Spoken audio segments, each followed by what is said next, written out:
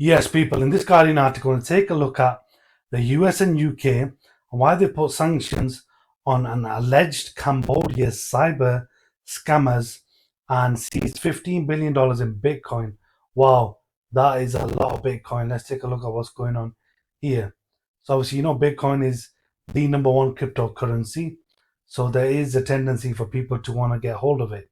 So the US and UK have seized $15 billion, that's about 11.3 billion in pounds, in Bitcoin and frozen London properties owned by the basically alleged leaders of scam centers in Cambodia that trick victims around the world and torture their trafficked workers.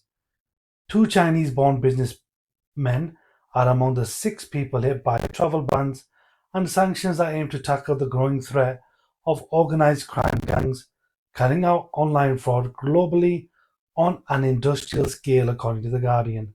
The US Department of Justice said that it has seized about 127,271 bitcoins, valued at around $15 billion, the proceeds of fraud and money laundering. It was the largest forfeiture action in history of the department.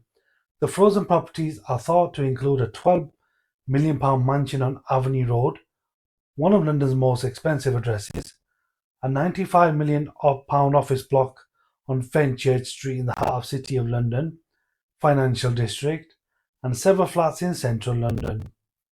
Cambodia has emerged as one of the main locations for scams targeting victims around the world, with buildings full of workers creating spurious investment opportunities, often in crypto or fake romantic relationships, in order to steal as much money as possible. Now, that process of fattening up victims is often referred to as pig butchering. Whoa, what a description that is. Now, the people carrying out the scam are also victims of the schemes, often being lured in by the promise of well paying work only to find themselves enslaved in hellish conditions. People who have escaped scam centers have reported torture, including beatings and electrocutions, carried out in specialized torture chambers. So, the death of a South Korean student tricked into one of these centers has caused a huge outcry in his home country. The Cambodian government has been accused by Amnesty International of complicity in the scam and torture of workers through its inaction, leaving foreign governments with few tools to fight the organized crime leaders.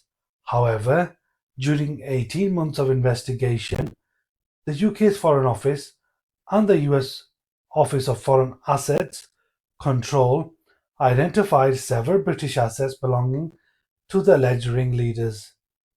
The alleged leaders included Chen Zi, born in China in 1987, the chair of the Prince Group. Chen's rapid ascent to wealth has won him significant political influence, including reported advisory roles to Cambodia's Prime Minister. Chen is thought to have also bought citizenship in Cyprus and Vanuatu. However, much of his wealth has been used in the UK or is being held through companies in the British Virgin Islands, a British overseas territory. The London mansion which Chen is thought to have bought in 2019 has marble floors and walnut panel walls, 7 bedrooms plus another three for staff, a cinema, a gym, a swimming pool, and an underground garage with a car lift according to marketing material.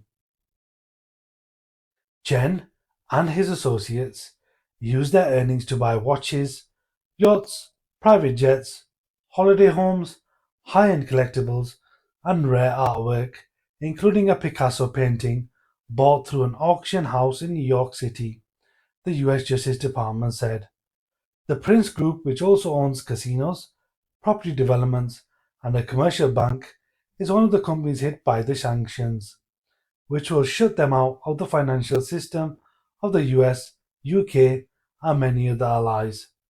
Other affected businesses include Jinbei Group, which owns properties such as a 7-story hotel, casino in Cambodian tourist hub of Sihanoukville, Golden Fortune Resorts World, which runs a scam compound on the outskirts of Phnom Penh, Cambodia's capital, and Bayex Exchange, a crypto platform. Workers at the Golden Fortune Science and Tech Park are forced to carry out cyber scams behind 3-meter high walls topped with barbed wire and face beatings if they try to escape, according to reports by Radio Free Asia. Ved Cooper, the UK Foreign Secretary, said the masterminds behind these horrific scam centres are ruining the lives of vulnerable people and buying up London homes to store their money. Together with our US allies, we are taking decisive action to combat growing transnational threat posed by this network, upholding human rights, protecting British nationals, and keeping dirty money off our streets. The UK sanctions were coordinated with the US sanctions. There you have it, folks. So you can see this scam network who have basically amassed a fortune in Bitcoin and been robbing vulnerable people all over the world. Do let us know in the comment section what you think about that. Don't forget to like, share, subscribe. Catch you in the next one.